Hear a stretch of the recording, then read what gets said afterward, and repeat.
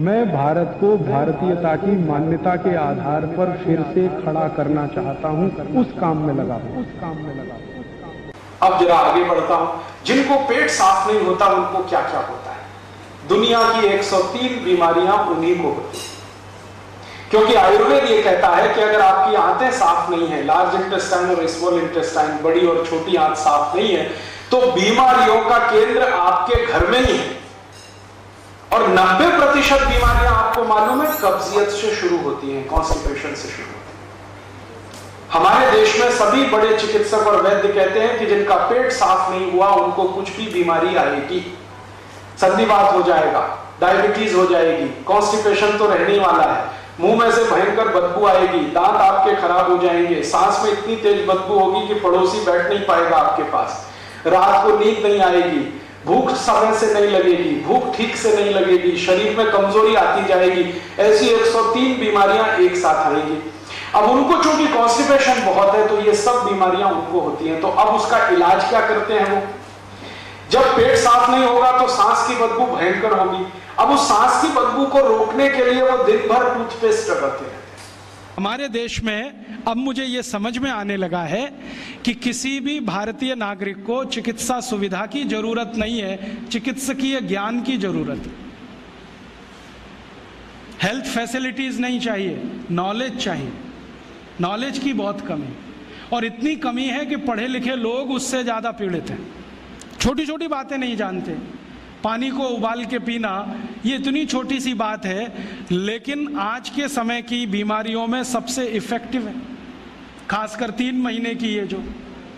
तो आप उनको बता दो भैया पानी उबाल के पियो, उबाल के पानी पीने से क्या होता है वो समझा दो उनको, 10 मिनट में समझ में आ जाएगा। फिर उनसे कहो कि खाना खाते हो तो कुछ ये खाओ ये मत खाओ, क्योंकि दिनचर्या ऋतुचर्या जो आयुर्वेद की है ना वो जरूर सीख लो। दिनचर्या और ऋतुचर्या जरूर सीखो, आयुर्वेद की बहुत आवश्यक है। और आपको मैं एक किताब का नाम बोल के जाता हूं, इसको पढ़ो। भगवत गीता जैसे पढ़ी जाती है, रामचरितमानस जैसे पढ़ी जाती है, उस किताब का नाम है अष्टांग हृदय। इसका एक दूसरा नाम भी है अष्टांग संग्रह, पुराना नाम अष्टांग हृदय। ये किताब का जो स्वस्थ व्रत है ना, वो ऐसे पढ़ो जैसे आप धार्मिक पुस्तक पढ़ते हो, और उसको बार बार पढ़ो तो याद हो जाएगा, कंठस्थ हो जाएगा। उसमें 2000 सूत्र हैं। ये सूत्र लोगों को बताना शुरू कर दो। छोटे छोटे सूत्र हैं, जैसे खाना खाने के बाद पानी मत पियो, स्वस्थ रहना है जिंदगी भर तो खाने के 1 घंटे के बाद पानी पियो। क्यों नहीं पिए वो आप सब जानते हो, सरल भाषा में उनको समझा दो। फिर उनको बोलो पानी पियो तो घूंट भर भर के पियो, सिप करके पियो, ताकि ज्यादा लार शरीर में जाए, वात पित्त कफ तीनों संतुलित रहे। ठंडा पानी कभी मत पियो। मैंने दुनिया में ठंडे पानी पीने वालों को बहुत देखा है। यूरोप और अमेरिका के लोग चिल्ड वाटर पीते हैं, बर्फ का पानी फ्रिज में रख के पीते हैं। परिणाम जानते हैं क्या होता है? सवेरे जब टॉयलेट रूम में जाते हैं तो 1-1 घंटे बाहर ही नहीं आते। उनको पूछो भाई तुम क्या कर रहे थे 1 घंटे वहां? तो कहते हैं न्यूज़पेपर पढ़ रहे थे, मैगजीन पढ़ रहे थे। क्यों पढ़ रहे थे? स्टूल पास नहीं होता। क्यों नहीं होता? कॉन्स्टिपेशन है, जोर लगाना पड़ता है फिर भी नहीं होता। गाना भी गाते हैं मेरे सपनों की रानी कभी आएगी, फिर भी नहीं आती। और अंतिम दुष्परिणाम पता है क्या होता है? उनको पेट साफ तो होता नहीं, तो सांस में से भयंकर बदबू आती है। किसी अमेरिकन यूरोपियन के नजदीक बैठ जाओ, अगर वो लिस्ट्रीन स्प्रे करके नहीं आया तो 1 मिनट नहीं बैठ सकते। हर समय उनको माउथ फ्रेशनर स्प्रे करना पड़ता है, क्योंकि अंतड़ियां साफ नहीं है, कब्जियत है, मल भरा हुआ है, उसमें कचरा जमा है। फिर उनके पसीने में से भी बदबू आती है। क्यों? कब्जियत बहुत है। और पसीने की बदबू दूर करने के लिए डिओडोरेंट स्प्रे करते रहते हैं। और आप तो सब जानते हो कि अगर कब्जियत है तो बाल भी कड़क रहते हैं, तो उन कड़क बाल को सॉफ्ट करने के लिए क्या क्या सब करते हैं। शैम्पू लगाते हैं, शैम्पू के बाद पता नहीं क्या क्या लगाते हैं। ये सब वो जो करते हैं ना, उनकी मजबूरी है, स्टेटस सिंबल नहीं है। इसको अपने दिमाग से निकाल दो कि ये कोई स्टेटस सिंबल है। तो सरल भाषा में समझाओ, ठंडा पानी पीने से ये होता है, मत पियो, समझ जाएंगे। फिर उनको बोलो सवेरे उठो तो सबसे पहले पानी पियो।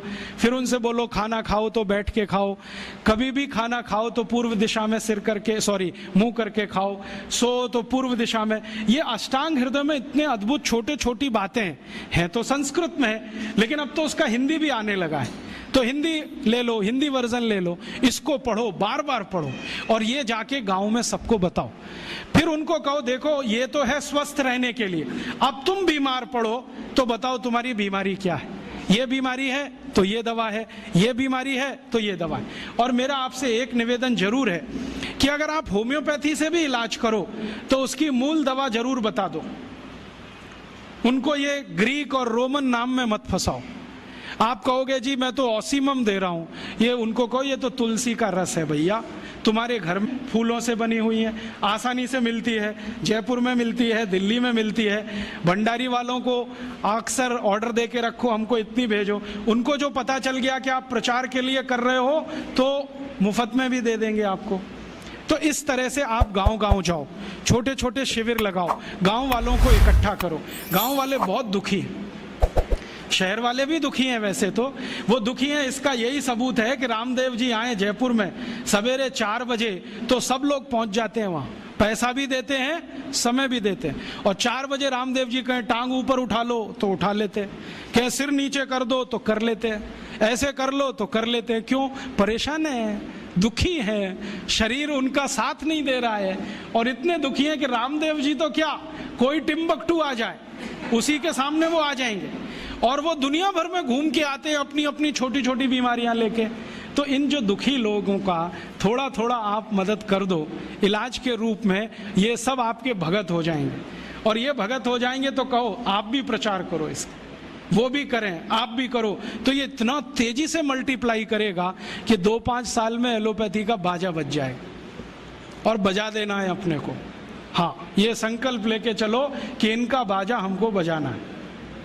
मैं बहुत जल्दी एक टीवी चैनल शुरू करने जा रहा हूं एलोपैथी का बाजा बजाने के लिए। इनकी सब पोल खोलनी है मुझे, हाँ, इनकी इतनी पोल हैं मेरे पास, कम से कम 1,500 से ज्यादा डॉक्यूमेंट्स हैं जो एलोपैथी के गंदेपन को सिद्ध करने वाले, इनकी निकृष्टता को सिद्ध करने वाले, ये कितने अनसाइंटिफिक हैं वो बताने वाले हैं, कितने डॉगमेटिक हैं वो बताने वाले हैं।